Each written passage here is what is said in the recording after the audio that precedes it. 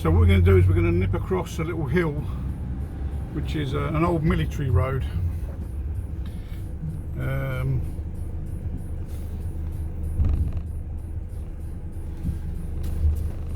I'll show you, if I can, I've got a couple of minutes in hand actually, I'll show you the layout of the islands from this is the second highest point in Shetland, and it was an old military base, famous for where it was stationed was mass murderer Dennis Nilsen. He spent a period of time here. I'm guessing he had a bad winter.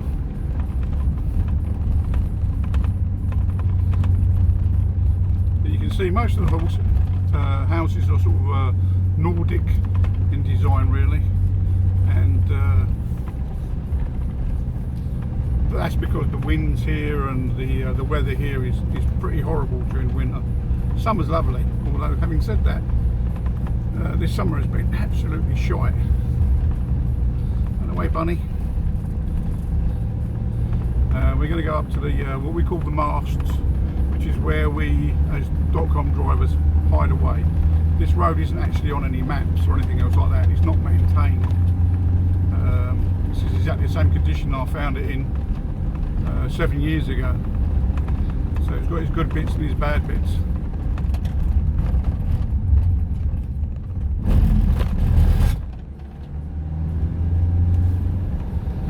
So yeah, Lightfoot's taken a bit of a beasting today, which is a good thing. So we're coming up to the masts. I'm just going to spin it around and I'm going to take you out. This is going to have to be a bit of a quick look around, to be honest. In fact, I probably won't need to take you out. I can probably just position the camera or zoom maybe. Yeah, we can. So that's St Ninians Island, and St Ninians Beach is a tombolo. So you have a body of water, an ocean either side of it. Again, another favourite place for .com drivers to disappear to. And that's out on the west side. Directly down the middle of that road is where I live.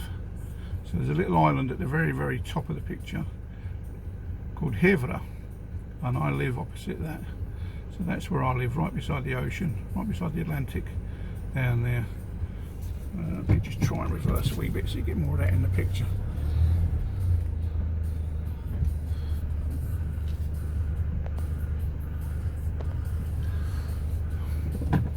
Yeah, so that's out to the west side, out to Borough, and we deliver to all of these, by the way. So I mean, you know, it's 60 miles to a drop is not unusual. I'm down the south end today, so most of them are like 5 or 6 miles apart. But yeah, that's where I live, right down there. Yeah, that little island, which is Hevra, right opposite that is where I live. And you should come and visit. Seriously, we'd love you to come and visit. .com drivers from all over the place have come and stayed with us at various times. And we just try and be as hospitable as we possibly can, you know. And you know, I've taken days off work and things like that, where we need to accommodate people and let them borrow the cars and things like that, where they want to go and do their own thing. More than happy for any of you guys to let me know that you want to come and visit, and we'll see what we can do. So that's the Atlantic side, and boom, there's the North Sea.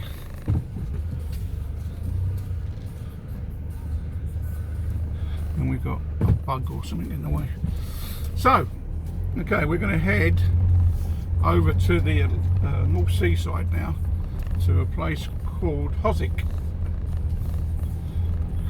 where we've got a lovely, lovely old couple. So that in front of us, right there, is where the old military base used to be. That there. And it got knocked down about 2 years ago. There's various bits that was left lying around. There was even some military vehicles which were liberated, shall we say. And obviously some of the locals are out and about.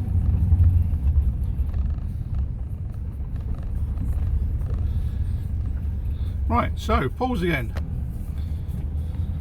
Okay, so we're going to come off of Mossy Hill, which is what this is called. Now, some 3 years ago, on a very, very, very cold January or February morning, when all of this was covered in snow and ice, Graham decided to try and get the picture of the day and drive up here. It's a particularly steep hill, let's say the second highest place in Shetland, and I thought I could make it to the top and then just, you know, pop off on the other side down the road. The hill and the black ice and the sheet ice decided that wasn't going to happen. So about 200 metres from the top behind me was as far as I could get. At which point I had to become Ginger Rogers to the van's Fred Astaire and reverse all the way down here on ice and snow and black ice. And yeah, as cold as that day was, I was bathed in sweat by the time, and it took the best part, I'm not kidding you, of an hour to get down here in reverse. There's nowhere you can turn off, as you can see. It's just, you know, grass and ditches either side. So that was me. And yeah, if you think you can drive on snow and ice going forwards, try doing it going backwards. Incredibly difficult, and yeah, panicking day. But yeah, another triumph. Got back down, turned the van around, carried on with deliveries, because you can't phone up and say, look, I'm stuck, you know, where are you? Somewhere where I'm not supposed to be. You can't do that. You just have to get yourself out of it. So here we are, back down on the A970, a road with 2 lanes. Right, so we're going to go past Levenwick, which is going to be off on the right hand side, and there's not a lot to see here. It's a little seasidey place which you probably won't be able to see because it's just so far off on the left hand side. But this is also known as the Channowig Bends. So if you are somebody who loves driving, then this is where you want to be doing it. I know it's got a speed limit here in place, but this is for the road that was laid a couple of weeks ago. So if you've ever seen those chain gangs where they put tarmac down and then throw stone at the surface, essentially that's what they do. This area's just been scrubbed in prep for it, but there's an area further up which has actually just been finished. So Levenwick is off on the left hand side, and this is the Channowig Bends. So it's a series of hairpins and S-bends and things like that. And if you was a biker or something like that, I mean, you know, this would be amazing for you, because it is just brilliant. You want to just, you know, hit the gas and just lay it sideways, I guess. But even in a crappy old Tesco Mercedes, you can still have some fun.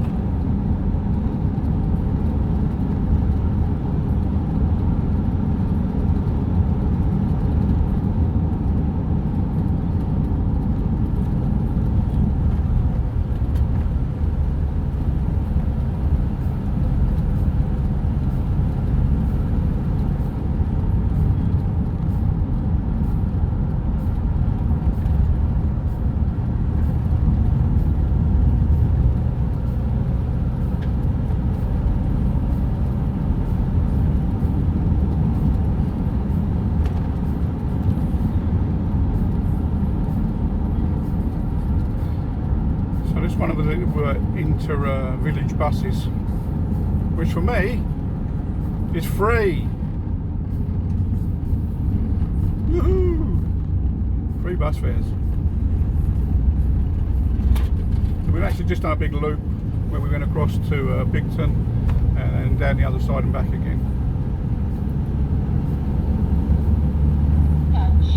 Yeah, you can talk all you like today, love, because yeah, Lightfoot's going balmy at the moment.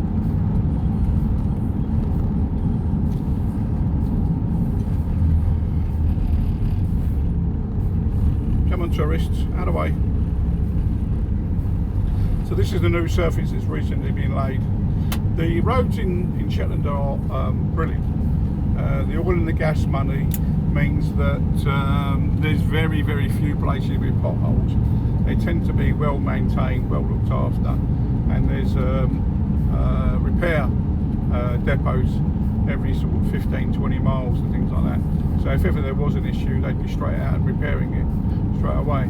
But this is what they do every summer. They come along, pour this hot tar onto the surface, and then the road stone is then laid over the top, and then it's just left the vehicles just to embed it all. And I say this is over a week ago now. So that was the Chadwick Bends. So now we're going to just start climbing up the hill into Sandwick, which is the first place I arrived in 7 years ago tomorrow, in actual fact. So 7 years, the anniversary of that is tomorrow, where I was in digs for 6 months, before I could find a house. And yeah, so I'll bring you back on in a wee while. So we're going to come into Sandwick.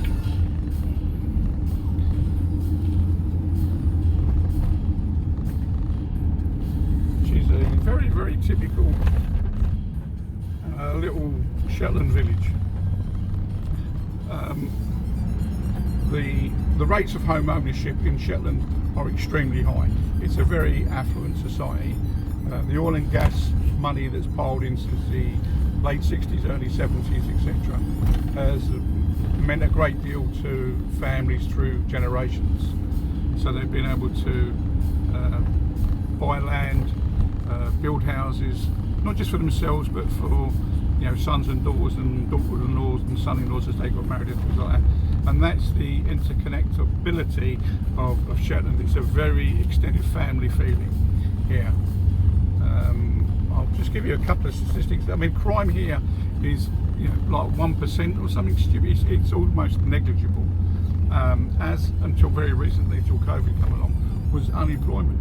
Essentially, if you were unemployed in Shetland, it was because you wanted to be, or because of personal circumstances with health or something like that. Because there's tons of jobs, always has been. So we just went past a little place where I first lived in Diggs. I had a little flat for 6 months, and that was my lifeboat for 6 months. Well, I got my sort of established here, and yeah, it was just it was a brilliant little flat.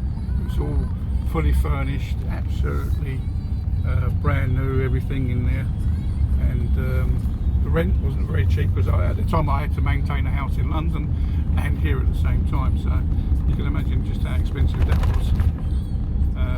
But yeah, we got there. We got there.